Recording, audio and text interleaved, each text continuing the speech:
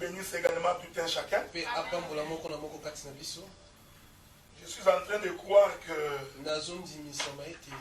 beaucoup n'ont pas fui parce qu'ils ont vu la police le dimanche passé. Parce que si vous ne fouillez que la police, alors quand la tribulation va commencer, je ne sais pas qu'est-ce que tu feras. Même quand quelqu'un est en ordre avec ses papiers, il a peur de la police.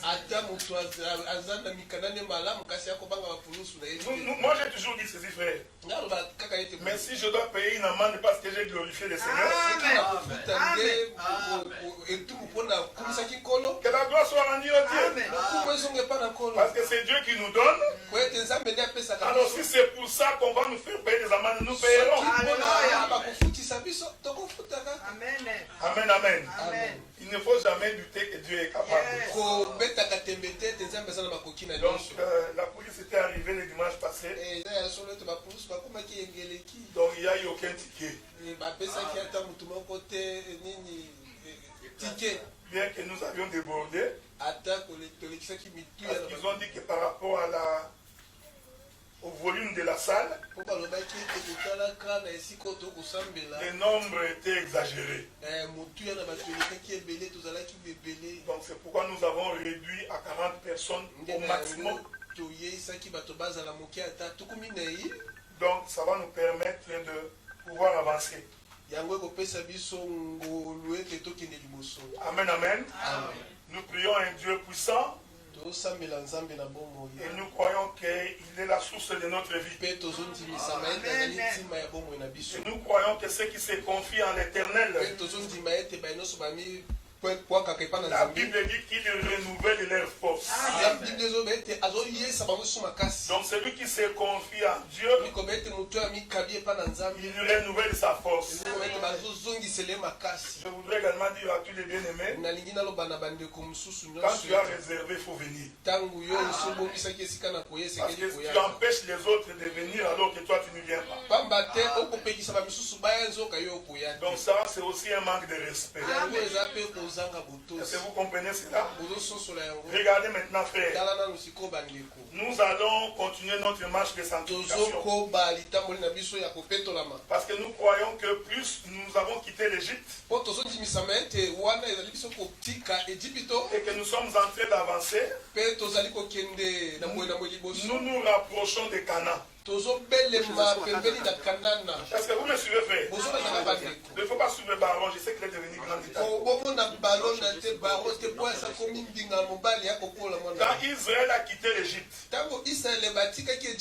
la destination c'était Canaan. Donc chaque fois qu'Israël marchait, il s'éloignait de plus en plus de l'Égypte et s'approchait de plus en plus de Canaan. Est-ce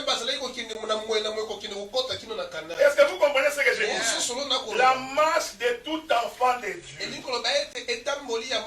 quand il sort de l'Égypte, consiste à s'éloigner de plus en plus de l'Égypte et de s'approcher de plus en plus de Canaan.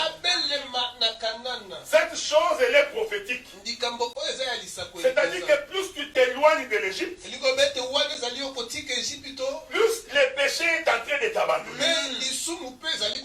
Donc c'est-à-dire que ce que tu faisais hier, quand tu as la connaissance de Dieu, cette connaissance te permet d'avancer et d'abandonner cette chose. Voilà pourquoi nous croyons, selon l'évangile, quelqu'un ne peut pas demeurer dans les péchés. Parce que si tu demeures dans les péchés, cela veut dire que tu es stationnaire. Mais nous savons qu'un enfant de Dieu peut pécher. Mais comme il a l'enseignement de la parole, il va donc se mettre debout et continuer la marche. Parce que nous tendons vers Canaan. Et cette marche-là vers Canaan, c'est ce que nous appelons la sanctification. La sanctification ne veut pas dire Dieu sanctifie nous. Dieu sanctifie-moi. Et tu es en train de croire que la sanctification c'était un nettoyage corporel. Non, la sanctification, c'est s'approcher vers Dieu. Et cette approche vers Dieu vient par la connaissance de Dieu. Et c'est cette connaissance qui te détache du péché. Donc si j'étais voleur et que l'on m'enseigne sur le vol et que j'ai la connaissance sur le vol et que Dieu me donne la capacité d'abandonner le vol, l'abandon du vol, c'est ça ma sanctification. Est-ce que vous comprenez, frère? Donc la sanctification, c'est un processus vers la perfection. Voilà pourquoi dans une église, un frère ne peut pas vivre les mêmes péchés pendant plusieurs années. Dans ces cas-là, ça va demander une délivrance. Écoutez, frère, les gens pensent que la délivrance, c'est seulement les démons. Lié par l'esprit de famille. Les sorciers t'ont enchaîné. On peut faire la délivrance. Mais on peut aussi délivrer quelqu'un du péché. Donc quand nous voyons que ton péché persiste, nous comprenons que tu es lié. Alors tu as besoin d'une délivrance. Est-ce que vous me suivez, frère? Donc c'est ça la marche de l'église. J'ai fait la promesse de corriger quelque chose que j'avais dit dimanche passé.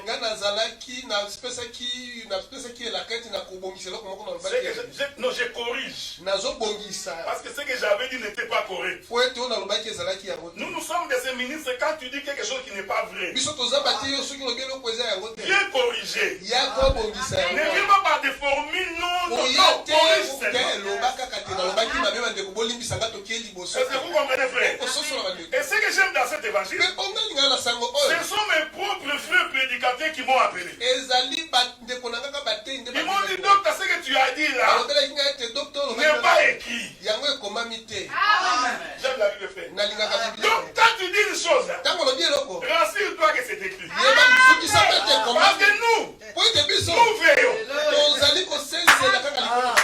Ils m'ont dit, docteur, ce n'est pas écrit. Et je vais corriger ça et ça ne m'enlèvera pas les documents. Vous savez ce qui tue les gens? C'est l'orgueil. Tu dis une fausseté, mais tu veux te cramponner sur la fausseté. Genèse chapitre 8, je crois.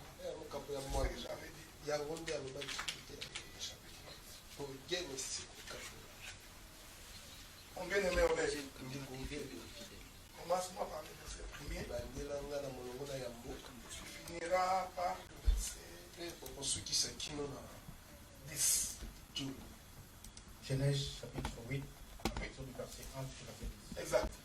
Je vais lire au nom de Jésus. Dieu se souvint de Noé, de tous les animaux et de tout le bétail qui était avec lui dans l'arche. Et Dieu fit passer un vent sur la terre et les eaux s'apaisèrent. Les sources de l'abîme et les écluses des cieux furent fermées et la pluie ne tomba plus du ciel. Les eaux se retirèrent de dessus la terre, s'en allant et s'éloignant, et les eaux diminuèrent au bout de 150 jours. Le 7e mois, le 17e jour du mois, l'arche s'arrêta sur les montagnes d'Ararat. Verset 5. Les eaux allèrent en diminuant jusqu'au 10e mois. Le 10e mois, le premier jour du mois, apparurent les sommets des montagnes. Au bout de 40 jours, Noé ouvrit la fenêtre qu'il avait faite à l'arche. Il lâcha le corbeau qui sortit, partant et revenant, jusqu'à ce que les eaux eussent séché sur la terre. Verset 8. Il lâcha aussi la colombe, pour voir si les eaux avaient diminué à la surface de la terre. Verset 9. Mais la colombe ne trouva aucun lieu pour poser la plante de son pied et revint à lui dans l'arche, car il y avait des eaux à la surface de toute la terre. Il avança la main, la prit et la fit rentrer auprès de lui dans l'arche. le verset 10, il attendit encore 7 autres jours et il lâcha de nouveau la colombe hors de l'arche. Que le Seigneur vous bénisse. Qu'est-ce que j'avais dit le dimanche passé? J'ai dit que quand le corbeau était parti, il est allé manger les cadavres. Ce n'est pas écrit. Amen. Ce n'est pas écrit que le corbeau est allé manger les cadavres. Donc j'ai fait l'excès des ailes. Alléluia. Parce que j'ai voulu seulement exhorter les prédicateurs qui aiment trop manger. Mais j'ai pris le mauvais verset. Vous savez frère, tu peux dire une chose qui est vraie, mais tu prends un mauvais verset. Donc les serviteurs du ventre existent. Mais j'ai pris le verset du corbeau, qui n'est pas le bon verset. Maintenant je vais donner la bonne interprétation de ce verset.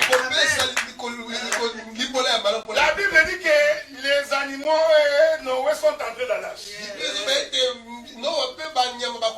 Quand ils sont entrés dans l'arche, il y a eu la pluie. Pendant 40 jours. Ça, c'est un mystère au chiffre 40 que vous connaissez. Qui est le chiffre de la royauté.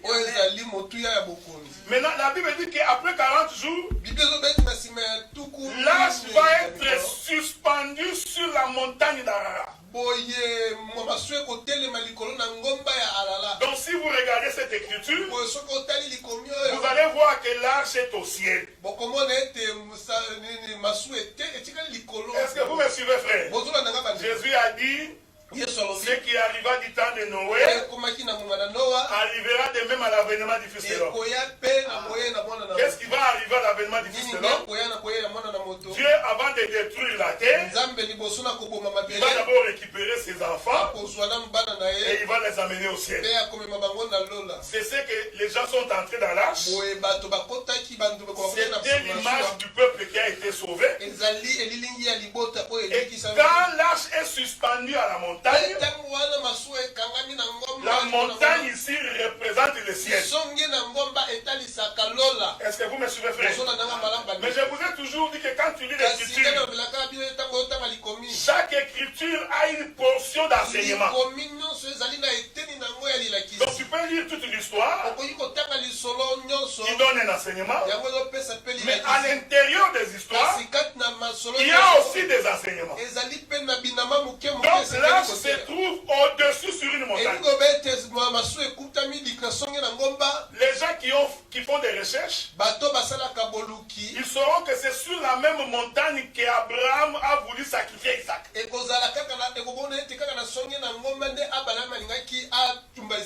les archéologues ont prouvé que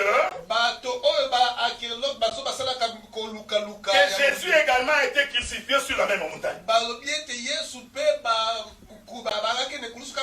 Maintenant, il est arrivé à la montagne. Le frère Noé va ouvrir la fenêtre. Ici, nous donnons l'interprétation exacte de ce verset. Il lâcha le corbeau. Il a donné un message au corbeau. Donc nous comprenons que Noé causait avec le corbeau. Est-ce que vous me suivez? Noé, c'est quelqu'un qui parlait avec les animaux. Oh, nous avons déjà vu cette chose dans les jardins. Parce que même dans les jardins, Adam causait avec les animaux. Est-ce que vous me suivez, frère? C'est très important. Il dit au corbeau, va voir si l'eau a séché. La Bible dit que le corbeau partait et revenait. Donc le corbeau, c'était le messager de Noé. Il partait et il revenait. Quel est ce corbeau qui partait et qui revenait? Pour comprendre ça, il faut aller voir la vision de Jacob. Quand Jacob dort, qu'est-ce que Jacob voit? Il voit dans sa vision l'échelle. Est-ce que vous me suivez, frère? L'échelle ici reliait les ciels et la terre. Noé avec l'arche était sur la montagne et il demandait au corbeau d'aller sur la terre. Maintenant, dans la vision de Jacob, il verra les anges monter et descendre sur l'échelle. Donc les anges montaient au ciel, ils descendaient sur la terre. Ils montaient au ciel, descendaient sur la terre.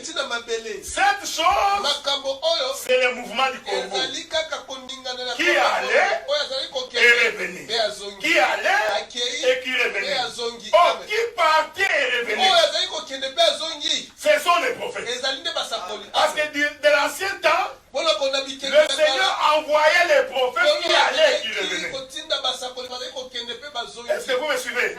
C'est-à-dire qu'Habakkuk apparaît. Demain, c'est Jérémie qui apparaît. Donc, c'est la démarche des prophètes qui vont visiter la terre. Mais toute la visite du corbeau n'a pas donné la vie. Est-ce que vous me suivez? Or, toutes les visites des prophètes n'a pas donné la vie au peuple. C'est pourquoi après les corbeaux, il va envoyer la colombe. Est-ce que vous me suivez? La colombe aussi va. Il ne trouve pas un endroit pour mettre ses pieds. Il y a beaucoup d'enseignements ici. Parce que le problème de la colombe, il doit trouver où mettre ses pieds. On met les pieds sur une terre. Donc la colombe cherchait une femme. Parce que la terre est une femme. La Bible dit qu'il va. Il ne trouve pas où mettre le pied. En d'autres termes, la colombe n'a pas trouvé où donner la vie. L'Écriture dit qu'il revient dans l'arche. Noé va prendre la colombe, il va le faire entrer. Regardez frère, c'est la seule écriture qui nous dit que Noé a récupéré la colombe. L'écriture ne dit jamais qu'il avait récupéré le corbeau. Il récupère la colombe, il attend 7 jours après, il relâche de nouveau la colombe. L'écriture dit que quand la colombe est partie, en revenant, il amena une feuille d'olivier attachée à son bec. En d'autres termes, la colombe, il a trouvé la vie après la mort. Parce qu'elle était déjà détruite toute la terre. Donc pour qu'il y ait une feuille d'olivier, c'est-à-dire qu'il y a la vie qui a germé. C'est comme ça que la colombe va récupérer cet olivier pour ramener dans l'arche. Nous disons que ça aussi c'est l'image de l'enlèvement. Je n'entre pas dans les détails parce que selon la prophétie nous pouvons expliquer beaucoup de choses. Nous pouvons expliquer que ceux qui étaient entrés dans l'arche c'est les nations. Ceux qui sont passés par les tribulations c'est Israël. L'olivier qu'on récupère pour amener dans l'arche c'est Israël après les tribulations.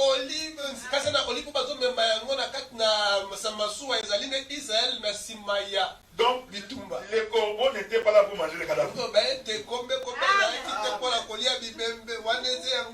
Amen, amen. Maintenant, nous continuons notre marche. Parce que je vais introduire le voile. Donc, je prendrai un mois pour parler du voile. Et à la fin du mois d'avril, je ferai mon émission qu'on appelle les ministres face au peuple. na koloba na kosala émission na ngai oyo asala kango na Facebook mbate liboso na mais je le ferai en direct un samedi ici. Na kosala yango mokolo moko ya poso maintenant s'il y a des questions on posera. Boye soki ezali na mituna bakutuna nous répondrons en live. Ceux qui vont nous suivre en ligne, vous allez écrire vos questions. Nous mettons un téléphone WhatsApp en disposition. Il y aura un secrétariat pour prendre les questions. Parce que les ministres ne peuvent pas fuir les questions. Et si tu n'es pas convaincu, bien posé.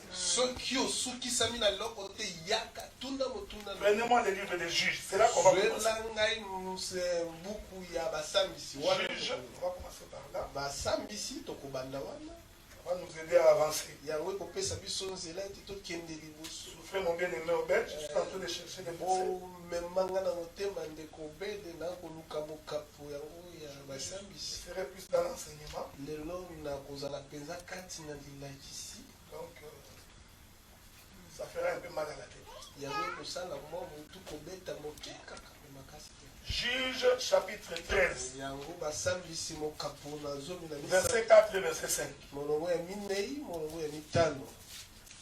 Juge chapitre 13, verset 4 au verset 5. Je vais lire au nom de Jésus. Okay. Maintenant, prends bien garde, ne bois ni vin ni liqueur forte et ne mange rien d'impur. Car tu vas devenir enceinte et tu enfanteras un fils. Le rasoir ne passera point sur sa tête, parce que cet enfant sera consacré à Dieu dès le ventre de sa mère, et ce sera lui qui commencera à délivrer Israël de la main des Philistins. Que le Seigneur te bénisse, mon frère. Ça, c'est l'écriture d'introduction.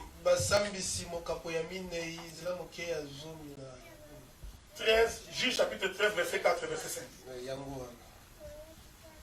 C'est notre écriture d'introduction. Il est possible que tu ne vois pas les voiles ici. Tu te dis, mais pourquoi il va commencer ici? Nous avons l'enseignement qui dit que pour qu'un oiseau puisse voler, il doit avoir le désert. Est-ce que vous comprenez? C'est pourquoi les jours où Abraham divisa les animaux en deux, il n'a pas divisé les oiseaux. Parce que les oiseaux, quand tu les sépares en deux, ils ne peuvent plus voler. Donc Abraham a laissé les oiseaux avec les deux ailes. Et Dieu vient interpréter ce qu'Abraham avait fait. Il dit, puisque tu n'as pas divisé les oiseaux, ta postérité va aller en Égypte. Mais il sortira. Est-ce que vous voyez ça? Certainement qu'ils iront en Égypte. Mais ils sortiront. C'est-à-dire que pour sortir, c'est pourquoi tu n'as pas séparé les ailes. Parce que ça va leur permettre de s'envoler. Parce que l'Écriture dit, Jacob descendit en Égypte. Donc nous comprenons que l'Égypte est en bas. Maintenant, pour sortir d'en bas, il faut voler. Est-ce que vous remarquez ce que je dis? C'est pourquoi l'Égypte est symbolisée par une descente. La pensée prophétique de cette écriture veut dire que nous, dans le monde, nous sommes en bas. Maintenant, l'espérance, c'est que nous devons rentrer en haut. Déjà, le fait que nous sommes sur la terre, il faut te dire que le ciel existe. Même si on t'enseigne pas ces choses, le fait que nous sommes sur la terre, donc quitter la terre ne veut rien d'autre dire qu'aller au ciel. Parce que la Bible dit, le ciel est son trône et la terre est son marchepied. Donc même si tu prends un homme comme ça debout, tu verras que ses pieds sont sur la terre et sa tête est au ciel. Donc pour ce qui est, pour que les pieds arrivent sur la tête, les pieds doivent voler. J'aime ces choses. Donc les pieds doivent voler. C'est très important. C'est pourquoi pour comprendre la Bible, il ne suffit pas de lire d'abord le Nouveau Testament.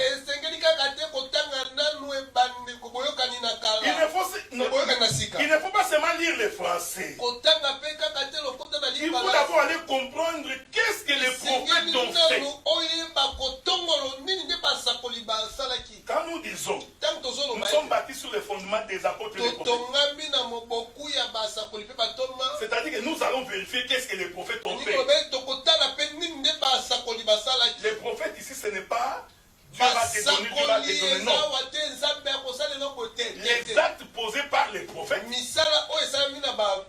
ce sont des prophéties. Et la prophétie doit être interprétée. La Bible dit qu'un jour, la maman de Samson tombe enceinte. Suivez-moi attentivement. Dieu dit à sa maman, l'enfant qui est dans ton ventre est consacré. Voici le signe de l'alliance que j'ai fait avec toi. Le rasoir ne passera pas sur sa tête. Est-ce que vous me suivez, frère? C'est très important. Donc Samson, depuis sa naissance, pendant qu'il fait toute sa marche, Samson n'avait jamais coupé ses cheveux. Parce que c'était une recommandation de l'Éternel. Et Dieu dit, c'est parce que cet homme de Samson, celui qui délivrera son peuple. En d'autres termes, Samson, c'est le sauveur.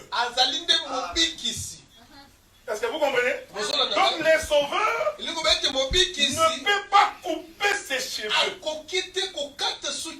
Vous savez, c'est ici que nous disons que si tu ne comprends pas les choses de Dieu, tu auras des difficultés énormes. Parce que Paul dit ceci, c'est une honte pour l'homme d'avoir des longs cheveux. Si tu es en face d'un musulman, il va te dire quelle est cette contradiction dans votre Bible. Dieu dit que l'homme ne peut pas avoir beaucoup de cheveux. Mais il prend son serviteur Samson. Il dit qu'il doit laisser beaucoup de cheveux. Je vais vous donner des versets pour qu'on avance bien. Parce que tu risques de dire que ce que j'ai dit, tu n'as pas vu ça. Je vais aller trouver cette écriture-là.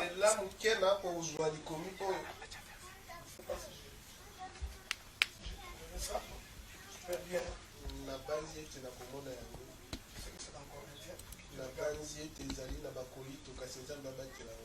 Prenons le livre de 1 Corinthiens chapitre 11 verset 14.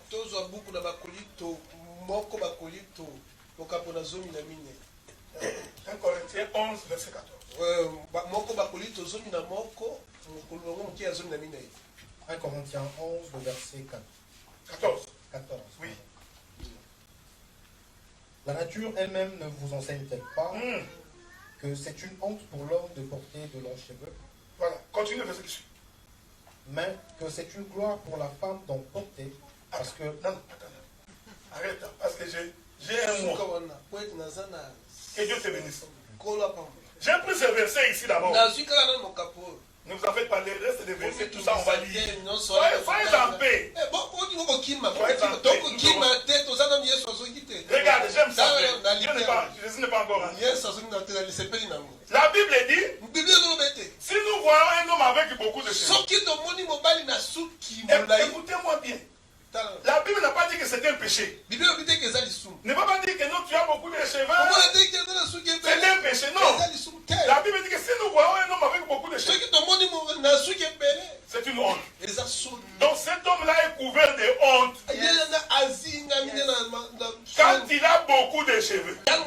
vous suivez, frère? Je vais doucement pour que vos frères puissent me saisir.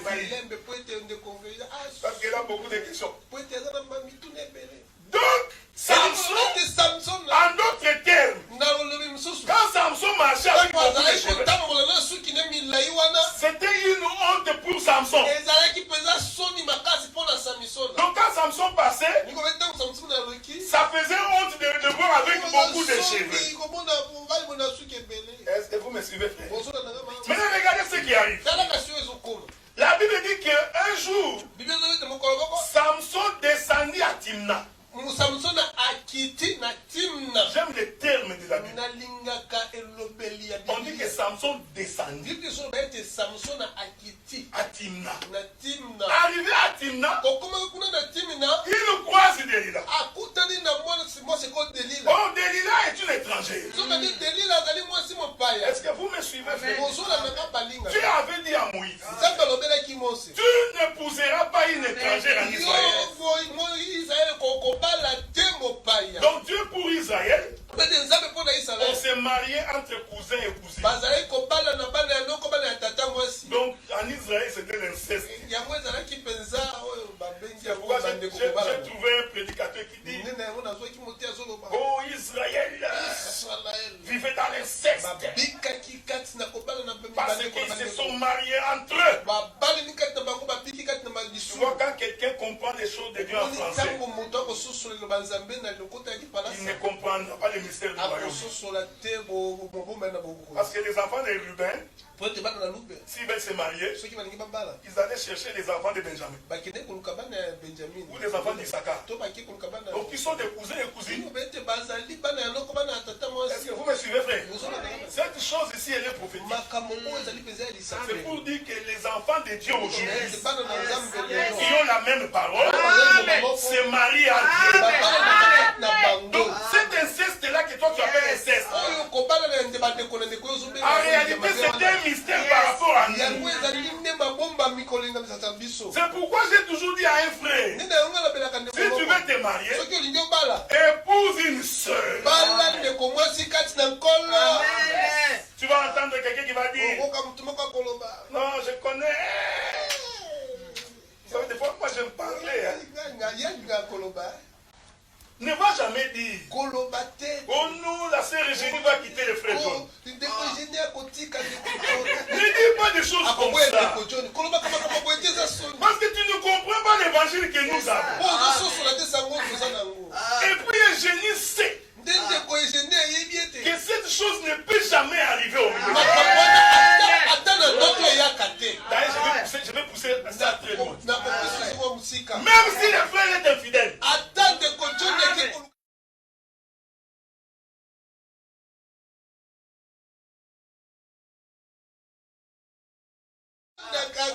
la Bible dit que les femmes se taisent dans la salle. N'enseigne pas pendant que je parle. J'ai dit que c'est moi qui pousse. Tu n'as pas entendu que je dis que c'est moi qui pousse.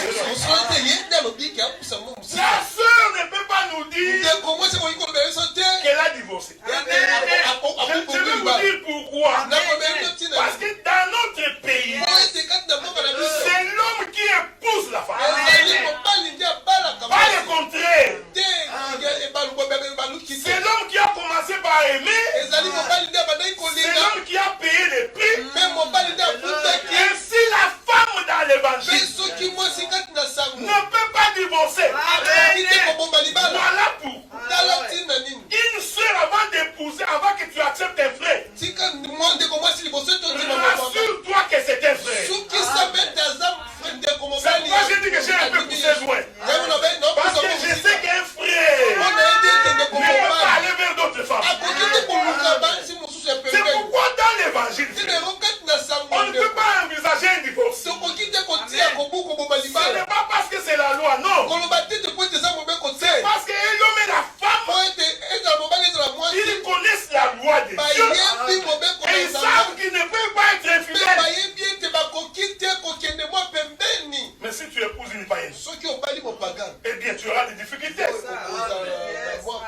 Si tu viens me voir, je vais te dire clairement que tu as épousé un païen. Si tu te sépares, c'est pas toi. Amen.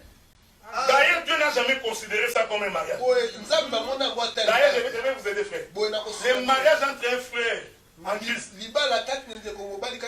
et une sœur païenne n'est qu'un mariage de famille. Chez Dieu, ce n'est pas un mariage. Chez Dieu, le mariage, c'est selon la doctrine. C'est pour il y a beaucoup de troubles de frères. J'ai toujours dit aux frères, le mariage n'est pas les sentiments. Parce que les sentiments finissent, frère. Vous savez, après 15 ans de mariage, ta femme ou ton mari devient comme ton ami. Même si tu ne le vois pas toute la journée, ça te fait rien. Mais quand il avait commencé, tu étais tout le temps en train d'appeler. Mais après un moment, ça va finir. Mais si tu n'as pas compris la raison du mariage, là maintenant tu vas commencer à dire pourquoi toi tu ne m'achètes plus de chocolat? Pourquoi tu m'appelles plus bébé? Parce que tu regardes beaucoup de films. Je te forme que même les films, ces gens-là qui disent je t'aime, ils ne disent pas que je t'aime. Ils ont fait ça pour attirer juste ton regard. Je suivais une émission chez moi à la maison. Je ne sais pas le nom de l'émission, il faut demander à Jessica. On présentait une femme, beaucoup des hommes, elle doit choisir. Mais je dis, mais ça c'est quelle dépravation? On va où? Donc la femme fait le choix. Non, mais c'est l'évangile, frère. C'est l'homme qui choisit. Qui regarde pendant au milieu de plusieurs femmes. Il dit c'est celle-là que je choisis. Amen. Nous sommes heureux, frère. Parce que pendant que nous étions dans le monde, païens comme tout le monde, le Seigneur a jeté le regard sur nous et il nous a choisis. Et nous sommes en amour. Parce que c'est Dieu qui nous a choisis. Israël connaissait la loi. Que tu ne peux pas prendre une étrangère. C'est très important ce que j'ai dit. Prendre un frère qui craint Dieu. Prendre une soeur qui craint Dieu. C'est ce qui fait le fondement des fois. Parce que chaque fois que l'un d'entre vous va poser un acte, il va se mesurer par rapport à la parole. Et il va dire je ne peux pas faire ça. Insiste. Est-ce que vous comprenez ces choses? Donc ne peut pas t'épouser une femme parce qu'elle a brûlé. Il est devenu jaune. Moi j'ai toujours donné un conseil. Ça je parle à l'église. Pas ceux qui me suivent sur les net. La femme, moi ici, il ne faut jamais abîmer ta femme. C'est un conseil que je te donne. Regarde ma Ginette. On croyait qu'elle a le même âge que moi. Elle peut encore sortir les jeunes garçons en train de la regarder. Parce qu'elle a gardé son thème naturel. Vous savez, quand nous on était petits, moi on m'appelait Libanais. Moi quand je mettais les hambis, moi j'aime ça les hambis à cette sorte. Je deviens comme un blanc. Et mes amis m'appelaient Libanais. Vous savez, quand je suis rentré à Kinshasa en 2006, mon père me regarde. Il dit, ah, tu as arrêté? Parce que les gens pensent que comme on est venu dans les pays occidentaux, donc on va encore devenir plus blanc. Ouais, frère, l'année prochaine j'aurai presque 55 ans. Amen. Donc je suis encore beau. N'est-ce pas? Donc prendre soin ne veut pas dire brunir. tu vas regretter dans la vieillesse. Israël connaissait la loi. Et cet homme de Samson, qui est né avec le Saint-Esprit depuis le ventre de sa mère. Il est parmi les rares prophètes qui est né avec le Saint-Esprit depuis le ventre de sa mère. Donc il était censé connaître la loi en Israël. Il va à Timna, il voit une femme. La femme est étrangère. Il faut lire la Bible. Quand Samson a vu la femme, il est allé voir ses parents. Est-ce que vous me suivez? Samson n'a pas d'abord parlé à la femme. Il a d'abord vu la femme. Il trouve que la femme là me convient. Il y rentre voir ses parents. Il dit, je voudrais que vous épousiez cette femme là